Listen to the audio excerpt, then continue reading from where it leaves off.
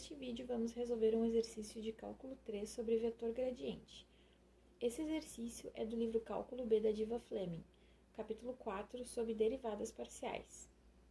Ele pede para a gente descobrir o vetor gradiente dessa função, x² vezes y mais 3xy mais y², e aplicar ela nesse ponto.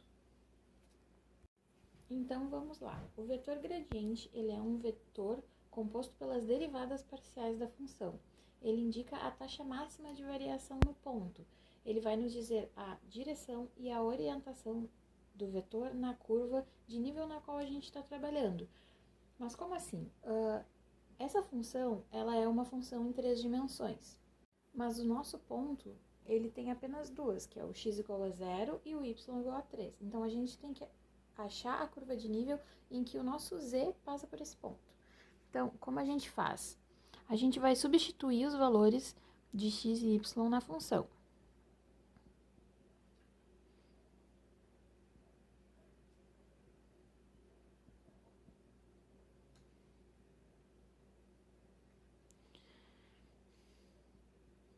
Como quase tudo aqui é zero, né? Só vai nos sobrar esse 3². O nosso 3², então, é 9. Então, a nossa curva de nível vai ser aonde o z é igual a 9.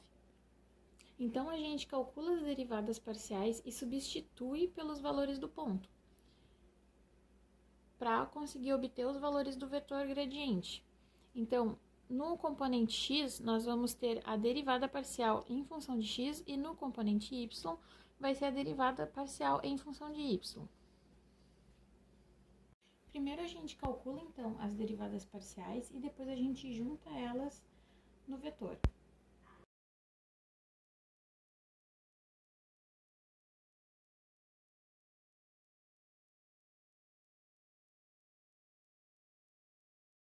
Aqui a gente tem a derivada parcial em relação a x.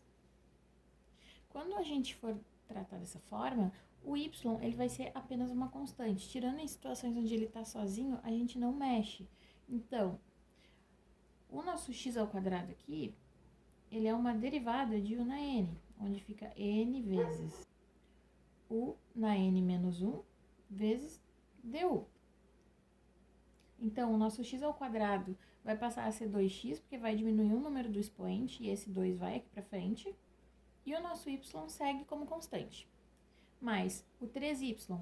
Aqui, o x ele é elevado na 1.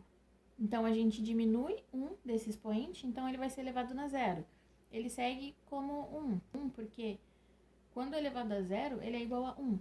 Então, aqui ele não aparece mais e segue apenas as constantes. O y², como não está acompanhado de x, ele zera, né? Que é a derivada de constante é igual a 0.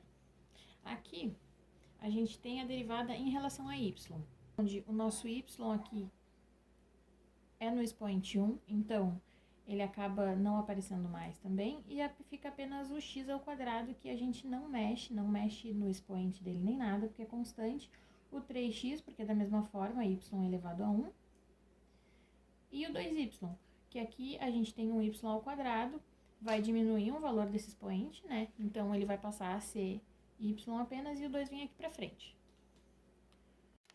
Então, como ficou o nosso vetor gradiente? Gradiente da função. Na componente x, ficou a nossa derivada parcial em relação a x, e na componente y, a nossa derivada parcial em relação a y. E agora que a gente tem o nosso vetor gradiente, então, a gente aplica ele no ponto 0 e 3.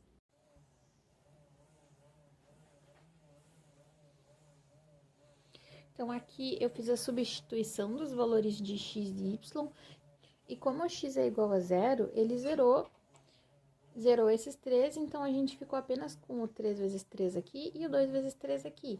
Então, esse valor aqui fica 9 e esse aqui fica 6. Então, aqui nós temos os valores do nosso vetor gradiente. E para facilitar o entendimento do vetor gradiente, eu achei que o gráfico ia auxiliar um pouco. Esse aqui é o gráfico da nossa função, dado no exercício, e ele é um gráfico em 3 dimensões um tanto quanto complexo. E o que o vetor faz? Ele vai indicar em qual direção e em qual orientação o gráfico está variando mais, ele varia mais rápido. E quando a gente visualiza por curva de nível, é assim que ele aparenta. Essa é a curva de nível que a gente calculou usando os valores do ponto na função. E aqui está o nosso ponto dado no exercício. E esse é o nosso vetor gradiente. E é isso esse exercício. Eu espero que vocês tenham gostado e tenha ajudado de alguma forma no entendimento desse assunto. Até mais! Obrigada pela atenção até aqui, pessoal. Nos siga nas redes sociais, Facebook, Instagram e também no LinkedIn. Te esperamos lá.